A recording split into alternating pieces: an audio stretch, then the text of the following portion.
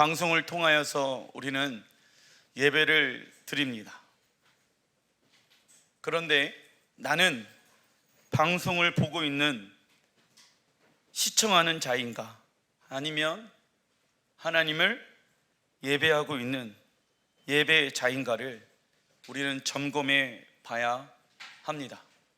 왜냐하면 우리가 원하는 방법으로 하나님을 예배하는 것이 아닌, 우리는 신령과 진정으로 하나님의 말씀과 성령으로 예배를 드려야 합니다.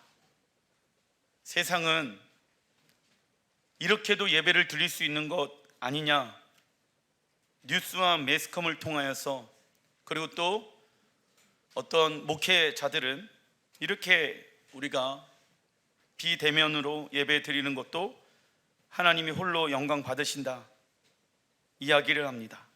물론 맞는 말입니다. 하지만 중요한 것은, 예배라는 것은 단순히 우리가 가 있는 곳에서 주님을 높여 드리는 것만이 예배가 아닌, 주님의 핏값으로 산 교회 공동체에서 함께 주님을 예배하고, 함께 코이노니아 교제를 하며 함께 주님을 예배하는 것이 성경에 나와 있는 하나님이 원하시는 예배입니다. 사회적 거리를 두고 있지요. 저는 이 말을 들을 때마다 하나님께서 우리에게 말씀하십니다. 사회와 거리를 두어라. 왜 하나님 이러한 상황들을 이 대한민국에 허락해 놓으셨습니까? 예수야를 믿는 사람들이 세상과 너무 가까이 지낸다, 사회와 세상과 거리를 두어야 한다, 세상과 하나 되어지다 보면 교회 안에 빛이 상실되어집니다. 그렇게 되어지면 하나님의 원래 계획은 교회를 통하여서 어두운 이 세상을 변화시키길 원하신다. 그런데 교회마저도 빛 대신 예수야를 놓치고 세상이 원하는 방향으로 나아가게 되어지면 교회는 더 이상 빛의 역할을 감당할 수가 없는 것이지요.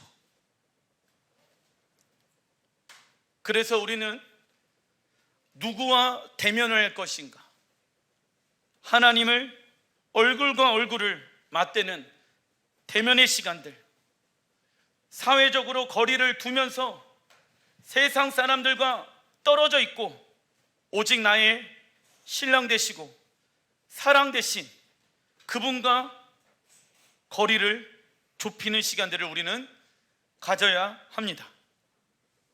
내가 놀러 가지 못해서, 내가 어느 식당에 가지 못해서 몸이 근질근질한 것이 아니라, 이때 우리 예수야를 믿는 사람들은 모든 것을 다 멈추고 하나님의 얼굴을 대면해야 하는 것입니다. 어떻게 보면은 정부가 교회에게 요구하는 그 조건의 예배를 정말 신령과 진정으로 예배를 드리는 사람들은 극소수일 것입니다. 집에 앉아서 스마트폰 또는 TV를 통해서 정말 신령과 진정으로 주님 앞에 예배 드릴 수 있는 사람들은 그 전에 훈련되어져 있어야 합니다. 훈련되어진 사람들도 신령과 진정으로 그분을 예배할까 말까입니다. 훈련되어지지 않은 사람들은 그냥 시청자가 되어지는 것이죠. 예배를 보고 있는 것이죠. 예배는 나를 하나님께 드리는 것입니다. 더 긴장하고 더 그분께 민감하게 우리의 영이 작동해야 합니다. 그런데 코로나가 오기 전에 그러한 예배자로서 준비가 되어 있지 않는다라고 하면은 어찌 미디어를 통해서 하나님을 예배한다라고 얘기할 수 있겠습니까? 마지막 때가 되어지면 지금 코로나가 오게 되어지는 어떤 환난, 고난보다 비교할 수 없을 정도로 더 큰 환난이 이 세상을 지배하게 되어질 것입니다. 그때 우리 예수를 믿는 사람들이 승리하려면 지금부터 예행 연습을 해야 합니다. 지금부터 예수가 나의 왕이십니다, 그분을 왕으로 모셔드리는 예행 연습을 해야지 그때 가서 적그리스도에게 무릎 꿇지 않을 수가 있다. 지금 준비되어 있지 않는다라고 하면은, 그때 가면은 교회는 수많은 자들이 예수를 배도하게 되어진다. 다 지옥 가지요. 교회를 다니는 사람들 또한, 예수를 믿는 목회자들 또한 가장 예수를 배도하는 집단들은 종교 지도자들이 될 것입니다. 목회자들이 앞장서서 예수를 부인하게 되어질 것입니다. 왜요? 사복음서를 보십시오. 예수가 초림하셨을 때, 이 땅에 처음 오셨을 때 예수를 배도한 사람들은 종교 지도자였습니다. 오히려 종교적인 어떠한 직책을 갖지 아니하는 하나님께서 준비해 놓으신 안나 선지자, 흠이 많은 막달라 마리아, 그러한 여인들이 예수를 맞이하였습니다. 저도 두렵습니다. 저도 사복음서에 나와 있는 종교 지도자들처럼 내가 예수를 다시 맞이할 때 과연 진짜 예수를 맞이할 수 있는 자가 될 수 있을 것인가? 그래서 우리는 날마다 우리의 신앙생활을 점검해 봐야 합니다. 점검하지 아니하는 신앙생활은 병들어 있는 것입니다. 내가 지금 올바르게 신앙생활을 하고 있는가? 아니면 이스라엘 백성들처럼 하나님도 사랑하고 세상도 사랑하고 있는 그러한 삶을 살고 있지는 않는가? 사회적 거리를 두라고 주님께서 계속 교회들에게 사인을 주시죠. 왜요? 거룩하게 하기 위함인 것이죠. 놀랍게도 여호수아 3강에 하나님께서 이 시대를 향한 메시지를 말씀하고 있습니다. 3강 제목을 같이 한번 읽어보겠습니다. 시작. 두 번째, 라합을 찾고 계시는 하나님. 단락 1번 여호수아 2장 1절 시작. 눈의 아들 여호수아가 시팀에서 두 사람을 정탐꾼으로 보내며 이르되 가서 그 땅과 여리고를 엿보라 하매 그들이 가서 라합이라는 기생의 집에 들어가 거기서 유숙하더니 여호수아가 2명의 정탐꾼을 여리고에 보냅니다. 과거 이스라엘 백성은 10명의 정탐꾼이 하나님을 신뢰하지 않은 보고를 듣고 하나님이 계시지 않는 애굽으로 돌아가기로 결정을 합니다. 그래서 하나님은 그 이후에 이스라엘 백성들을 약 38년 동안 광야에서 어떠한 훈련? 하나님을 신뢰하는 훈련, 먹고 사는 문제. 광야에서는요, 먹고 입고 마시는 문제가 굉장히 중요합니다. 그러나 하나님께서 잠잘 때 불기둥으로, 그리고 낮에 걸어갈 때 구름 기둥으로, 그리고 때마다 메추라기와 만나를 주시고 이 옷이 헤어지지 아니하는 하나님의 초자연적인 능력을 그들이 경험하게 되어졌습니다. 우리도 이 땅에서 그런 하나님의 초자연적인 능력을 하나님은 우리에게 경험시켜 주시길 원하신다. 그러려면은 우리는 광야에 들어가서 믿음으로 살아가는 훈련. 믿음은 믿음의 요소가 이루어지기 위해서는 두 가지가 필요한데, 하나는 신뢰, 그리고 하나는 순종. 신뢰해야지 순종할 수 있다. 그러한 자들에게 하나님이 역사하시는 것이죠. 신뢰란, 적어 놔 주십시오. 하나님께서 하실 것을 믿는 것. 하나님께서 하실 것을, 역사하실 것을 믿는 것이 신뢰입니다. 어떠한 상황 속에서도, 광야 같은 어려운 상황 속에서도 주님께서 나에게 말씀하셨기 때문에 하나님은 하실 수 있으신 분이십니다. 코로나가 올지라도, 내가 그 코로나를 걸릴지라도 나의 생명의 주권자는 하나님이십니다 라는 것을 신뢰하고 고백해야 합니다. 믿음의 선포, 사실에 반응하는 것이 아니라, 설령 어려움이 우리에게 오더라도 그 어려움에 불평불만하는 것이 아니라, 왜냐?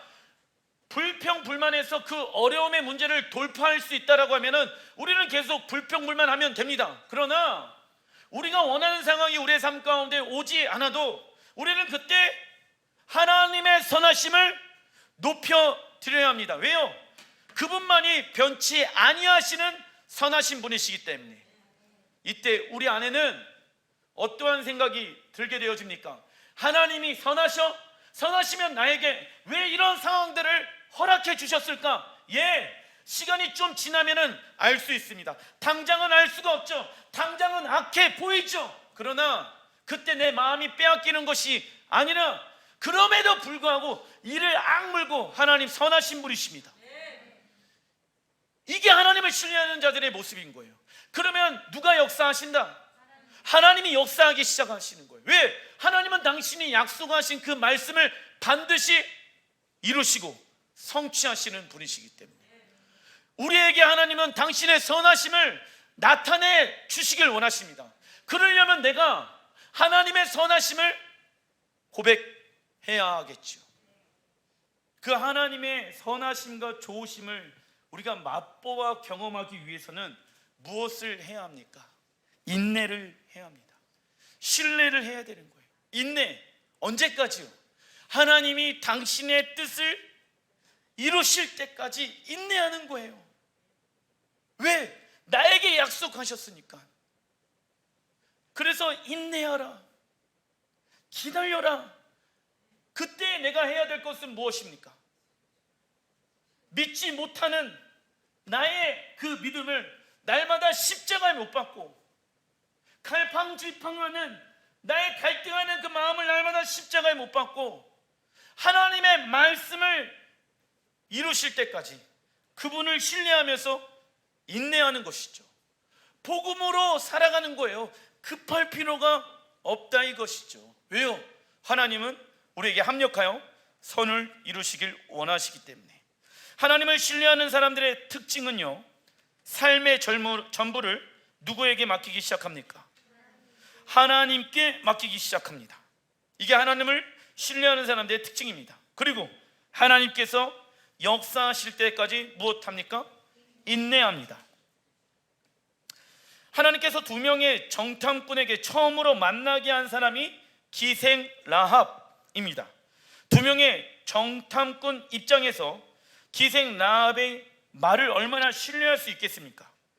기생이라는 직업상 세상의 부와 명예를 얻기 위해 많은 사람들을 만나며, 그리고 쉽게 사람들을 배신할 수도 있는 직업군입니다.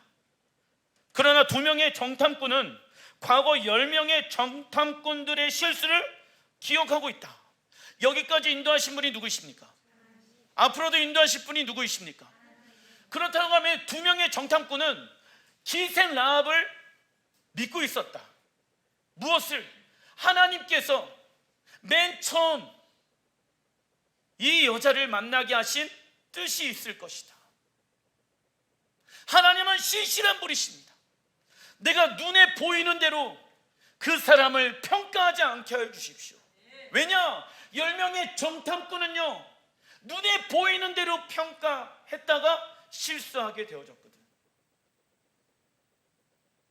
여호수아가 두 명의 정탐꾼에게 여리고를 정탐하라 라고 했었을 때 무엇을 당부했을까요? 너희들은 눈에 보이는 대로 말하지 말아라. 절대 눈에 보이는 대로 말하지 말아라. 하나님께서 너희를 도와줄 수 있는 사람을 준비해 놨을 것이다.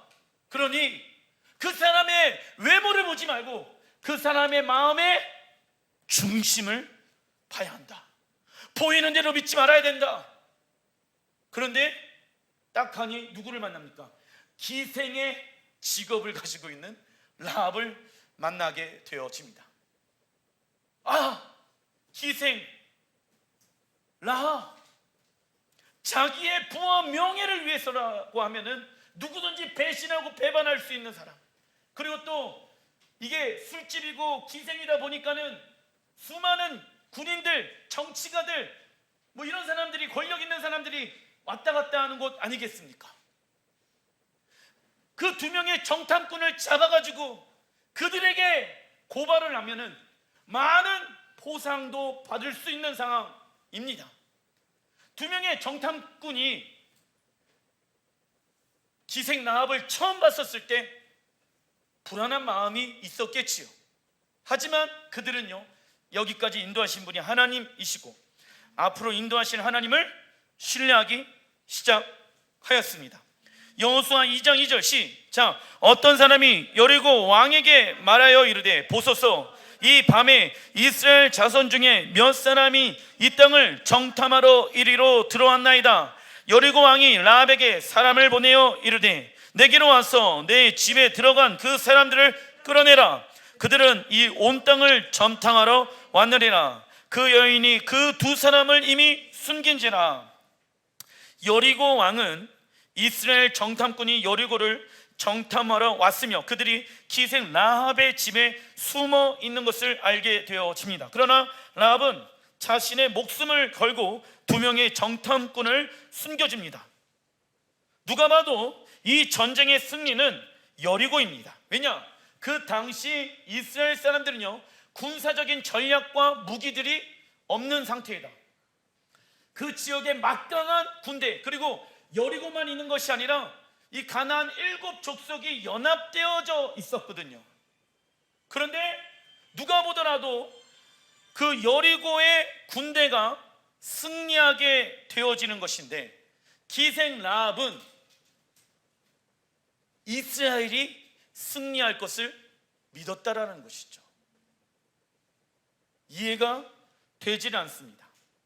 그리고 라합이 숨어있는 정탐꾼에게 이 말을 전합니다. 여호수아 2장 8절 시작. 또 그들이 눕기 전에 라합이 지붕에 올라가서 그들에게 이르되 말하되 여호와께서 이 땅을 너희에게 주신 줄을 내가 아노라. 우리가 너희를 심히 두려워하고 이 땅 주민들이 다 너희 앞에서 간담이 녹나니. 이 얘기를요, 두 명의 정탐꾼이 기생 라합의 입술을 통해서 듣게 되어집니다. 자신들은 믿지를 않았었어요. 정말 하나님께서 약속의 땅을 우리에게 주실까? 의심하고 불순종하고 하나님을 신뢰하지 않았습니다. 그런데 들어보지도 못했던 어떠한 기생 라합이 뭐라고 얘기하냐면, 하나님께서 너희들에게 이 땅을 주시기로 하나님이 약속하지 않았느냐? 우리는 그 이야기를 듣고 무엇하고 있습니까? 심히 두려워하고 간담이 녹았다. 이스라엘 사람들은 자신들을 봤었을 때는 메뚜기와 같았습니다. 강하지가 않았다. 그러나 오히려 하나님을 믿지 아니하는 사람들은 이스라엘 군대를 두려워하고 있었다고요. 왜요? 하나님이 함께하고 계시기 때문에. 그 하나님이 어떠한 분인지를 여리고 사람들은 정확하게 알고 있었다고. 그런데 직접적으로 경험하고 하나님의 능력과 선하심을 직접적으로 경험한 이스라엘 백성들은 그 하나님을 신뢰하지 않았다는 것이죠. 이게 얼마나 기가 막힌 일입니까? 무슨 얘기냐? 우리 애들이 우리 아빠 못 믿어. 그런데 다른 사람들은 다 날 믿어. 이런 상황이랑 똑같은 거예요 지금. 두 명의 정탐꾼이 그 이야기를 듣게 되어졌을 때 얼마나 놀라운 이야기였겠습니까? 하나님께서 너희들에게 이 땅을 주시기로 한 땅이다. 놀라운 상황인 것이죠. 라합은 여호와께서 이스라엘에게 이 땅을 이미 주신 줄을 믿고 있었습니다. 아직 이루어지지는 않았지만 무슨 선포? 믿음의 선포인 것이죠. 그리고 여리고 사람들은 만왕의 왕 여호와께서 함께하고 있는 이스라엘을 심히 두려워하고 있습니다. 이 말씀은 하나님께서 이스라엘이 광야에 있을 때 약속해 놓으신 말씀입니다. 신명기 2장 25절 시작. 오늘부터 내가 천하 만민이 너를 무수하며 너를 두려워하게 하리니 그들이 내 명성을 듣고 떨며 너로 말미암아 근심하리라 하셨느니라. 천하 만민이 이스라엘을 무서워하고 두려워하는 이유는 그들이 뭔가 잘나서가 아니라 그들과 누가 함께하고 계십니까? 하나님이 함께하고 계시기 때문입니다. 가나안 족속은 이스라엘을 무서워하며 두려워하고 있는데 정작 이스라엘은 가나안 족속을 무서워하고 두려워했던 것입니다. 교회도 코로나 시국에 무엇을 두려워하고 있는지를 점검해 봐야 합니다. 우리가 두려워해야 하는 것은 하나님이 우리와 적어놔 주십시오. 동행하지 않는 것, 이것을 두려워해야 합니다. 하나님이 우리와 동행하지 않는 것을 두려워해야 한다. 히브리서 11장 31절 시작. 믿음으로 기생 라합은 정탐꾼을 평안히 영접하였으므로 순종하지 아니하는 자와 함께 멸망치 아니하였도다. 자, 걸림은요,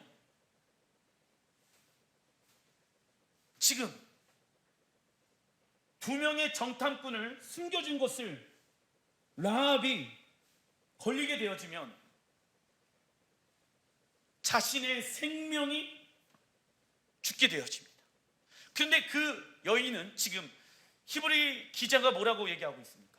마음이 평안하였도다 라고 말하고 있죠. 믿음으로 기생 라합은 정탐꾼을 평안히 영접하였다. 무엇을 얘기하고 있는 것입니까? 라합은 믿고 있었습니다. 무엇을요? 언젠가는 하나님의 백성들이 이 여리고를 정복하고 다스리기 위해 올 것이다. 그 이야기를 들었죠. 몇 년 전에요? 38년 전에. 최대 38년 전에 들었겠죠.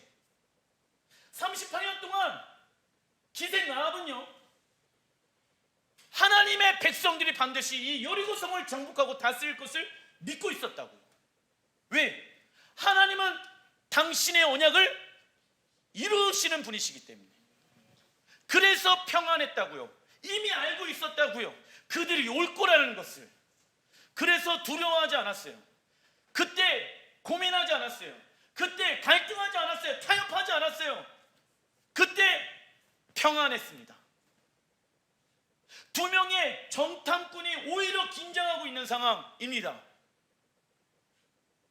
우리보다 어떻게 너가 그렇게 더 평안하냐? 내가 준비하고 있었기 때문에. 내가 이 날이 올 것을 내가 준비하고 있었기 때문에 나는 평안해. 내가 죽을 수 있는 상황이지만 하나님께서 약속하신 그 말씀의 내용들을 하나님은 반드시 이루실 것이야. 그 여인은 무엇했다? 믿었다고요. 믿으니까 무엇을 경험합니까? 평안. 그런데 평안할 수 있는 상황이 아니에요. 이건 누가 주시는 평안입니까? 하나님께서 주시는 평안인 거예요. 믿음의 사람들은 두려워할 필요 없다. 라합은 하나님을 믿었기 때문에 긴장과 갈등하지 않고 두 명의 정탐꾼을 평안히 영접하였습니다. 하였습니다. 반대로 두 명의 정탐꾼은 엄청 긴장하고 있었을 것입니다. 그리고 여러 가지 생각을 했겠지요. 저희는 어떻게 이 상황 속에서 평안할 수 있지? 만약 38년 전에 우리가 하나님을 신뢰함으로 가나안 땅에 갔다면 하나님께서 예비해 놓으신 사람들의 도움의 손길과 하나님의 초자연적인 능력을 경험할 수 있었는데 이런 생각을 하지 않았을까 예측해 봅니다. 결국 하나님을 신뢰하지 않았던 자신들의 믿음 없음을 본 것이죠. 하나님이 좋으시고 선하신 분이시며 만왕의 왕이시며 온 우주와 나를 창조하신 분이라는 것을 믿고 신뢰한다면 그분의 말씀에 무엇하게 되어져 있습니까? 순종하게 되어져 있습니다. 그러나 우리가 순종하지 못하는 이유는 적어놔 주십시오. 하나님을 신뢰하지 않기 때문입니다. 하나님을 신뢰하지 않기 때문입니다. 이 말은 하나님이 어떠한 분인지를 안다 모른다? 모른다.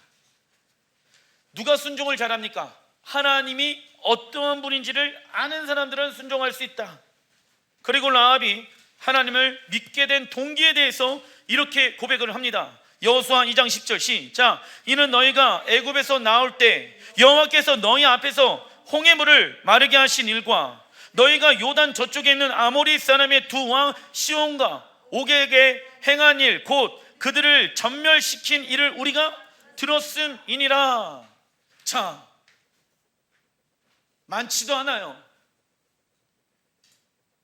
딱 두 줄. 이 이야기를 듣고 그 하나님을 믿기로 결정하였다. 여러분들 점검하셔야 될 것은 무엇이냐면, 특별히 오랫동안 신앙생활을 해왔던 사람들이 점검해야 할 것이 무엇이냐면, 지적으로 하나님이 계시다는 것을 동의하는 것과 내 삶으로 하나님을 믿는 것은 다른 것입니다. 다른 영역이에요. 지적으로는 많은 것을 알고 있기 때문에 하나님의 말씀에 동의할 수 있습니다. 그러나 하나님의 말씀에 믿음으로 살아가는 것은 다른 영역이라고요. 많은 사람들이 하나님의 말씀을 알고 있습니다. 그것을 자신들은 믿음이라고 오해하고 있다고. 그런데 성경에 보게 되어지면 이런 말씀들이 있죠. 듣기만 하여 스스로 속지 말아라. 많은 것을 들었어요.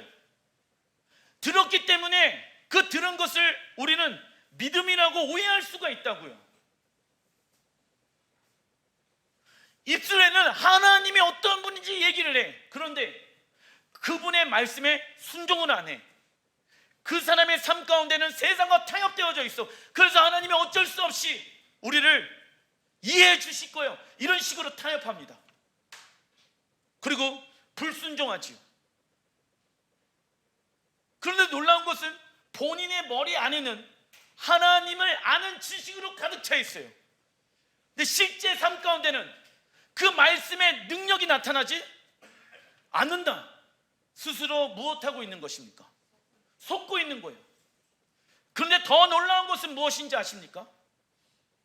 자신이 속고 있다는 것을 모르는 사람들이 많을까요? 적을까요? 그게 놀랍다라는 것이죠. 자신이 속고 있는데도 불구하고 아니야 나는 하나님을 엄청나게 잘 믿고 있어.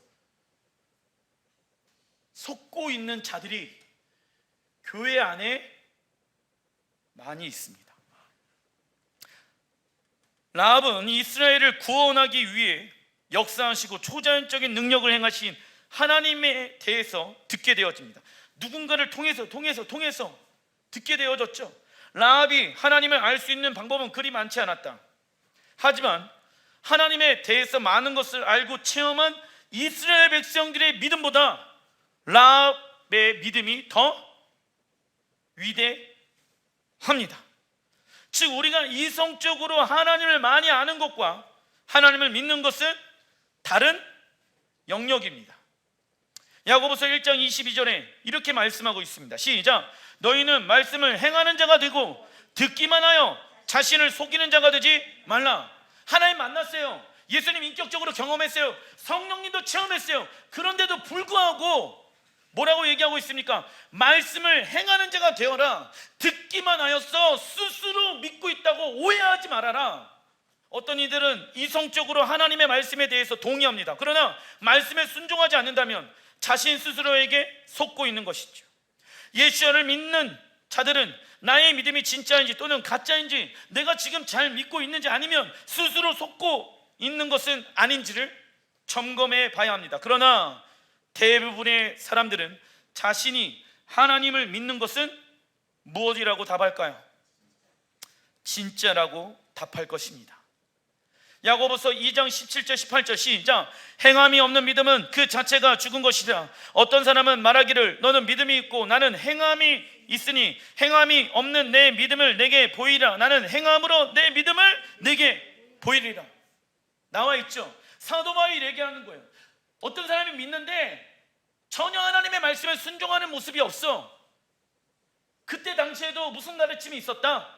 헬라의 가르침, 그죠? 이원론주의 가르침이 있었다고. 지금의 구원파의 가르침이 그때도 동일하게 있었다. 믿는다라고 하는데, 하나님을 믿는다라고 하는데 순종하는 모습이 안 나오는 거예요. 너 진짜 믿어? 나도 하나님 믿어. 내가 그 믿는다는 것을 증명해 볼게. 하나님의 말씀에 순종함으로. 그렇다라고 하면은 너는 그 하나님을 믿는다는 것을 어떻게 증명할 것인가? 나에게 보여줘라. 이 사람이 대답을 못해요. 예수님께서도 부자 청년에게 이렇게 얘기하죠. 구원을 경험하기 원하니?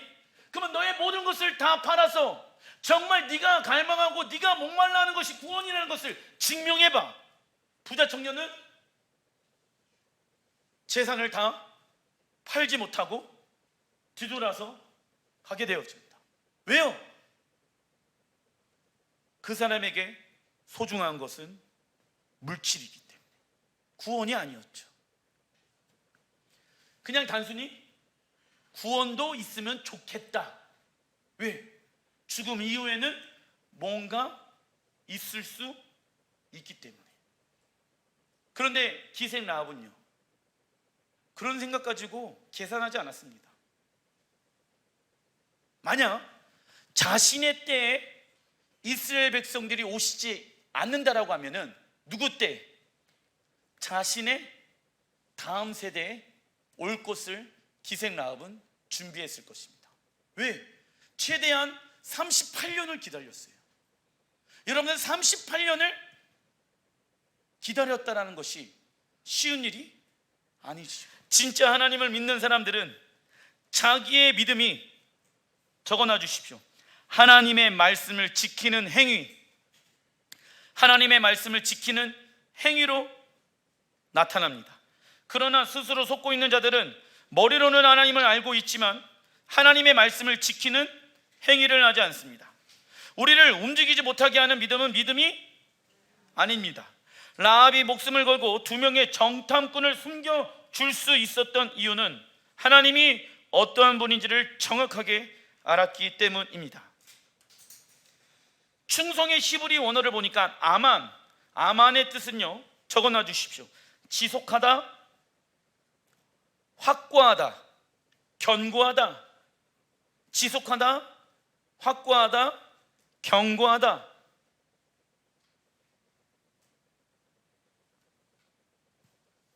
이 뜻을 가지고 있습니다.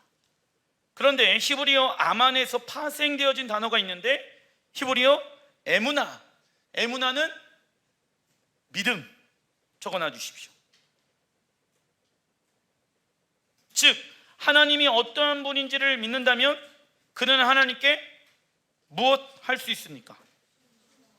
무엇부터? 작은 것부터 충성할 수 있는 거예요. 목사님, 저는요 아직 충성의 단계까지는 내 신앙이 오지 않은 것 같아요. 그것은 무엇이 없는 것이다? 믿음이 없는 것이에요. 물론 단 한순간에 믿음과 충성이 자라나는 것은 아니시죠. 하지만 내가 예수와를 믿기로 결정하는 순간부터 하나님은 작은 거에 무엇하길 원하실까요? 충성하길 원하세요. 작은 것은 무엇을 의미합니까? 나에게 주신 재물, 그 재물을 내가 원하는 방법으로 쓰고 벌고 하는 것이 아니라 하나님이 원하는 방법으로 쓰기로 결정합니다. 그러면 큰 것에도 충성할 수 있습니다. 자라나는 것이죠. 그런데 내가 충성하는 것이 부담스럽고 거부감이 들고 나는 충성할 수가 없어, 이런 것은요, 내 안에 믿음이 없는 것을 의미합니다. 계시록 2장 10절 시작. 너는 장차 받을 고난을 두려워하지 말라. 볼지어다 마귀가 장차 너희 가운데에서 몇 사람을 옥에 던져 시험을 받게 하리니 너희가 10일 동안 환난을 받으리라. 내가 죽도록 충성하라. 그리하면 내가 생명의 관을 내게 주리라. 마귀가 서머나 교회를 시험할 텐데 10일 동안 환난을 받게 되어집니다. 이번 달에 무슨 달? 테베돌 10. 10일의 히브리어 의미는요, 하나님께서 정해놓으신 시간입니다. 고난은 영원토록 지속되어지는 것이 아니라 정해져 있다. 그때 우리는 무엇 하는 연습을 해야 된다? 하나님의 말씀에 순종하는 방법을 배워야 된다. 고난이란 하나님의 말씀에 순종하는 방법을 배우는 시간이라는 거.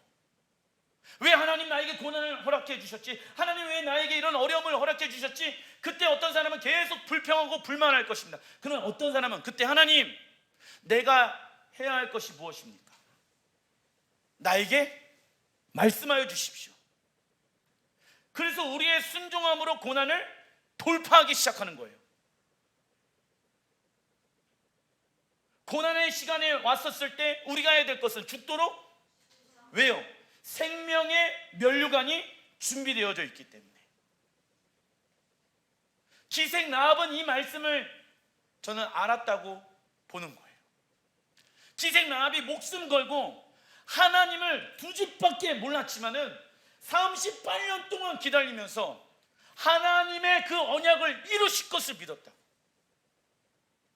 그리고 무엇을 겁니까? 그 믿음 안에는 생명, 충성, 이게 들어갔다고요. 많이 알고 있다고 해갖고 하나님을 믿고 있는 것이 아닙니다. 그렇다고 하나님의 말씀을 공부를 안 하는 게 맞느냐? 그 얘기하는 것이 아닙니다. 하나님의 말씀에 대해서 알아야지 영적으로 분별할 수 있습니다. 하나님의 말씀에 대해서 공부해야지 하나님이 어떤 분인지 알게 되어지며 믿음이 성장할 수가 있는 것입니다. 하지만 머리로 아는 것을 내 삶 가운데 적용해야 그것이 진짜가 될 수가 있는 것입니다. 그런데 하나님께서 정해놓으신 환난의 시간을 다 채우지 않거나 회피하거나 세상으로 도망치면 끝이 나는 것이 아닙니다. 다른 모습으로 환난이 우리에게 닥치게 되어진다. 하나님은 환난과 궁핍을 없애주시겠다고 하지 않으시고 죽게 되더라도 무엇 하라고 말씀하십니까? 충성하라고 말씀하시죠. 그 이유는 육신의 죽음은 진짜가 아니기 때문입니다. 환난의 시간은 잠깐이며 우리에게는 영원한 생명이 기다리고 있습니다. 이러한 삶은 하나님 앞에 사는 것처럼 행할 때 라틴어로 코람 데우, 이 죽음은 죽음으로 끝나는 것이 아니라 우리는 반드시 무엇한다? 부활한다. 부활 신앙을 가지고 있는 사람들은 죽는 것을 두려워하지 않는다. 그런데 어떤 이들은 신앙 생활하는 것 때문에 손해보는 것을 무엇합니까? 힘들어합니다. 이를 두려워해서는 안 된다. 어떤 사람들은요, 신앙생활 함으로 내가 피해를 어떠한 것을 받는 것을 되게 어려워하시는 분들이 계셔요. 그런데 신앙생활 하는 것 자체가 영적 전쟁이고 신앙생활 하는 순간부터 권리포기 대가 지불해야 되는 거예요. 신앙생활은 편안하게 할 수 있다 없다? 없어요. 신앙생활 자체가 고난의 연속이에요. 근데 왜 고난을 받습니까? 믿음의 훈련을 하는 것이죠. 왜요? 내가 믿고 있는 하나님은 온 우주를 창조하신 분이시고 선하신 분이시고 존귀하신 분이시기 때문에 나의 것을 내려놔야지 그분의 능력이 우리 안에 거할 수가 있는 것 아니겠습니까? 그래서 우리에게 나의 것을 내려놓는 시간들이 힘든 거예요. 예수를 믿는 순간부터 어디 안으로 들어가는 것이다? 십자가 고난 안으로 들어가는 거예요. 하지만 나의 것을 내려놓게 되어졌을 때 하나님은 우리에게 무엇을 주십니까? 당신의 능력과 당신의 복을 주신다. 할렐루야. 기독교가 고난만 있는 것이 아니라 고난 끝에는 무엇이 있다? 죽음 끝에는 부활이 있다고요. 내가 죽어야지 그분의 부활의 능력이 오게 되어진다. 그런데 내가 죽지 않는다라고 하면 그분의 능력이 내 안에서 나타날 수가 없는 것이죠. 동일하게 이 시대에도 마찬가지예요. 교회 다님으로 인해서 핍박과 손해를 볼 수 있습니다. 그거를 감안하고 우리는 세상에서 직장 다녀야 하고 살아가야 합니다. 왜요? 그것이 내가 살아가야 될 목적이기 때문에. 그래서 믿음이 흔들리지 않는 거예요. 어떤 일이 왔었을 때 평안한 거예요. 준비되어 있지 않으면 우리는 마지막 때를 살아갈 수가 없습니다. 단락 2번 여호수아 2장 12절 시작. 내가 당신들에게 한 가지만 부탁하겠습니다. 내가 당신들을 도와 호의를 베풀었으니 당신들도 나에게 은혜를 베풀어 여리고가 정복당할 때 나와 내 가족과 친척을 모두 살려주겠다고 당신들의 하나님 여호와의 이름으로 맹세하고 믿을 만한 표를 주십시오. 라합이 목숨을 걸고 그들에게 구한 것은 무엇이냐면, 그들에게 구한 것은 부와 명예가 아니었습니다. 내가 목숨을 걸고 당신들을 지켜줬으니 나의 가족들을 구원하여 주십시오. 기생 라합은 집에서 어떠한 대접을 받았을까요? 직업이 기생이에요. 손가락질 받았겠죠. 주변 사람들에게 얼마나 많은 비난들과 고통을 받았겠습니까? 지금 기회가 온 거예요. 인생 역전의 기회가 왔다고. 자기만 이스라엘로 넘어가갖고 자기만 잘 먹고 잘 사면 되는 거예요. 나를 어렵게 하고 나를 핍박을 줬던 나머지 여리고 사람들 다 죽게 내버려두면 되는데 그녀는 그렇게 하지 않았어요. 그녀는 나에게 한 가지 소원이 있는데 그 한 가지만 들어주시면 됩니다. 우리 사랑하는 가족들 구원해 주십시오.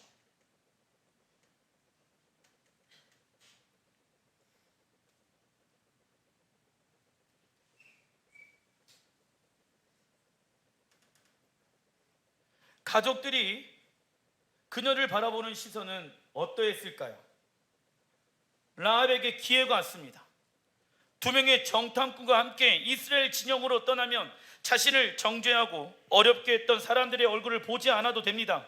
그리고 누가 봐도 여리고가 승리하는 전쟁인데 함께 이스라엘 진영으로 도망치자고 하는 것은 쉬운 일이 아닙니다. 그러나 라합은요, 육으로 반응하지 않았습니다. 하나님이 살아계시다는 것을 가족들과 주변에 있는 친척들에게 증거하였습니다. 물론 가족들은 너나 잘 믿으라고 비아냥거릴 수 있었겠죠. 하지만 라합은 하나님이 이스라엘에게 언약하신 말씀을 반드시 이루실 분이라는 것을 믿었습니다. 이스라엘이 가나안을 정복하러 온 시간이 40년이 걸렸지만 라합은 믿음으로 평안히 그들을 기다렸습니다. 만약 라합의 때에 이스라엘이 오지 않는다라고 하면 그 다음 세대가 이스라엘을 맞이할 수 있도록 준비하였을 것입니다. 그들을 용서하고 그들을 구원을 위해서 살아갔겠죠. 얼마나 많은 비아냥거리는 소리를 들었겠습니까? 너나 잘 믿어, 너나 잘 믿어, 나한테 강요하지 마. 우리가 그런 얘기 신앙생활을 하면서 듣지 않습니까? 기생 라합이 얼마나 가족들에게 신뢰를 줬겠습니까? 왜? 가족들이 라합을 따라가거든요. 그게 하루아침에 됐겠습니까? 무려 38년이 걸렸다. 남편 구원하는데, 아내 구원하는데, 자녀들 구원하는데, 가족들 구원하는데 38년 동안 계속해서 나는 죽고 찌름이 내 안에 사셨습니다.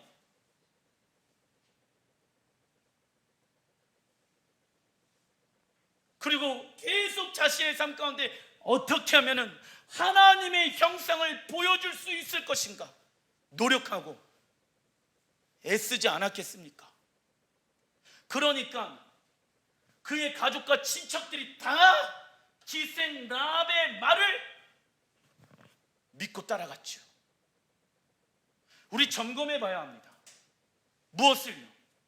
우리 믿지 아니하는 가족들이 왜 나의 말을 믿지 않을까? 내가 하나님이 원하시는 방법으로 정말 그 뜻대로 순종하고 있나? 나는 정말 하나님이 원하는 방법으로 믿지 아니하는 가족들을 섬기고 있나? 점검하셔야 된다고요. 어느 때 뭐 하나님이 알아서 구원하시겠지, 그게 아니라 내가 믿음의 아빠로서, 내가 믿음의 엄마로서, 내가 믿음의 자녀로서 믿음이 없는 가족들에게 하나님이 선하신 분이라는 것을 증거하면서 삶을 살고 있는가 말입니다. 여호수아 2장 18절 시작.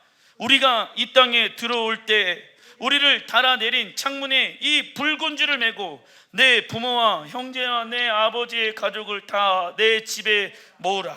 누구든지 내 집 문에 나가서 거리로 가면 그의 피가 그의 머리로 돌아갈 것이요 우리는 허물이 없으리라. 그러나 누구든지 너와 함께 집에 있는 자에게 손을 대면 그의 피는 우리의 머리로 돌아오려니와 라합이 이르되 너희의 말대로 할 것이나 하고 그들을 보내어 가게 하고 붉은 줄을 창문에 매니라. 두 명의 정탐꾼이 라합에게 붉은 줄을 창문에 매달아 놓을 것을 얘기하며 기다리라고 말합니다. 그런데 히브리어로 이 여호수아 2장 18절 19절을 보니까는 정탐꾼이 말한 붉은 줄 히브리어 샤니가 적혀져 있고 라합이 창문에 맨 붉은 줄은 히브리어 티크와로 적혀져 있더라고요. 우리나라 번역으로는 동일하게 붉은 줄이라고 적어놨는데 히브리어로 보니까는 서로 다른 단어로 기록되어져 있다. 정탐꾼이 말한 붉은 줄 히브리어 샤니가 사용되어진 성경 구절이 있죠. 첫 번째는 이스라엘 사람들에게 있어서 붉은 줄을 의미하는 것은 출애굽하기 전에 문설주에 어린 양의 피를 발라진 곳에는 장자가 죽는 죽음의 영이 넘어가게 되었습니다. 그것을 유월절, 영어로는 패스 오버, 통과되어졌다. 그래서 히브리어 샤니는요, 적어놔 주십시오. 속죄와 희생을 상징합니다. 두 번째, 성막을 만들 때 천과 천을 연결시키는 실을 붉은 실로 만들었습니다. 세 번째, 제사장의 옷을 만들 때 사용되어졌습니다. 네 번째, 나병 환자의 집을 정결케 할 때 붉은 실을 사용했습니다. 즉, 두 명의 정탐꾼이 말한 붉은 줄은 누구를 상징합니까? 유월절 어린 양의 피, 그리고 성전으로 우리 가운데 오신 예수와 제사장으로 오신 예수와 우리의 병을 고치시기 위해 오신 예수와, 이 붉은 줄은 예수와를 상징합니다. 적어놔 주십시오. 그리고 라합이 사용한 붉은 줄의 히브리 원어 티크와의 뜻은 적어놔 주십시오. 기다리고 사모하다. 한 여자가 기생 일을 하기까지 그에게 얼마나 많은 어려움과 아픔이 있었겠습니까? 그러나 라합만 절대 절망의 상태가 아니라 우리 또한 예수와가 계시지 않는다라고 하면 절대 절망의 상태라는 것을 잊지 말아야 합니다. 아가서에 등장하는 죄로 검게 그을린 술라민 여인도 절망의 상태였고, 베다니 마리아, 가늠한 여인 막달라 마리아도 자신이 죄인이며 절망이라는 것을 알았습니다. 그래서 죄로 인해 절망적인 삶을 살 수밖에 없는 우리를 위해 예수님께서 십자가에서 죽으시고 부활하셔서 무엇을 주십니까? 절대 희망, 새 생명, 새로운 삶을 주셨다는 것이죠. 기생 라합은 더 이상 기생으로 살고 싶지 않았어요. 새로운 삶을 살고 싶었어요. 이스라엘 백성들에게 유월절 어린 양의 피로 하나님께서 그들에게 새로운 생명을 주었다는 것을 그녀는 알았다고요. 나도 이 지긋지긋한 인생 끝내버리고 새로운 인생 살고 싶다. 하나님께서 이스라엘 백성들에게 새 생명을 주신 것처럼 그 하나님이 여리고를 정복하러 오게 되어졌을 때 하나님은 나에게 새 생명을 주실 거라 믿습니다. 하나님은 이 시대의 라합처럼 붉은 줄 대신 예수야를 기다리고 사모하는 신부들을 찾고 계시는 것입니다. 기생 라합은요, 신랑 예수야를 예표하는 자인 거예요. 붉은 줄은 예수야를 상징하고, 기생 라합이 말한 붉은 줄은 사모합니다. 기다립니다. 무엇을요? 나를 구원할 나의 신랑 예수야를 기다리고 사모합니다. 창문에다가 붉은 줄을 매달아 놓으십시오.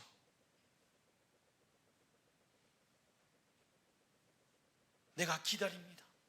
내가 사모합니다. 자, 여리고 사람들에게 타겟이 될 수 있는 상황이에요. 너 왜 붉은 줄 매달아 놨어? 이게 무슨 신호야? 그런 것을 두려워하지 않았어요. 왜? 나를 지켜주실 분이 하나님이라는 것을 믿었기 때문에. 그리고 그는 예수와의 계보 안에 들어가게 되어집니다. 마태복음 1장 1절 시작. 아브라함과 다윗의 자손 예수 그리스도의 계보라. 아브라함이 이삭을 낳고 이삭은 야곱을 낳고 야곱은 유다와 그의 형제들을 낳고 살몬은 라합에게서 보아스를 낳고 보아스는 룻에게서 오벳을 낳고 오벳은 이새를 낳고 이새는 다윗 왕을 낳으리라. 다윗은 우리아의 아내에게 솔로몬을 낳고. 두 명의 정탐꾼의 임무는 여리고를 정탐하는 것이었습니다. 그리고 자신을 숨겨줄 수 있는 사람의 직업이 왜 하필이면 기생인가를 생각하면서 시작부터 실망할 수 있는 상황이었지요. 그러나 하나님의 계획은 두 명의 정탐꾼을 통해 온 인류와 세상을 구원할 예수와의 계보를 이어갈 무엇을 찾게 하신 것입니까? 라합을 찾게 하신 것입니다. 왜냐? 라합은 누구를 예표하고 있냐? 메시아 신랑 예수와를 기다리는 신부를 예표하고 있는데, 그녀는요 여리고 사람이에요. 이방인이에요. 이방인인 라합이 이스라엘과 어떻게 되어집니까? 연합되어지죠. 무엇으로요? 믿음으로. 붉은 줄 예수와의 피로. 그래서 교회에, 이방인 교회가 이스라엘 한 사람과 연합되어지는 에베소서 2장에 나와 있는 그 내용의 말씀들은 성경에 너무 많은 곳에 기록되어져 있습니다. 두 명의 정탐꾼을 통하여서 원래 그들의 계획은 그 여리고를 정탐하는 것이었습니다. 어떻게 하면 우리가 승리할 수 있을 것인가? 인간적인 방법으로 생각을 많이 했겠죠. 그러나 하나님의 계획은 무엇이었다? 온 인류를 구원할 메시아의 계보를 이어갈 자로 하나님이 라합을 준비해 놓으셨다. 놀랍죠? 라합의 남편의 이름은 살몬이며 그는 유다 지파 사람입니다. 유다 지파 사람이 뭐가 아쉬워서 기생과 결혼했겠습니까? 그런데 살몬의 히브리어를 보니까 이해가 됩니다. 살몬의 히브리 원어의 뜻은 적어놔 주십시오. 허물을 덮어주다. 허물을 덮어주다. 라합의 인생은 상처와 아픔 그리고 죄로 가득하였습니다. 그러나 하나님은 라합의 허물을 덮어주셨고 그녀에게 새로운 삶을 허락해 주셨습니다. 기도하겠습니다.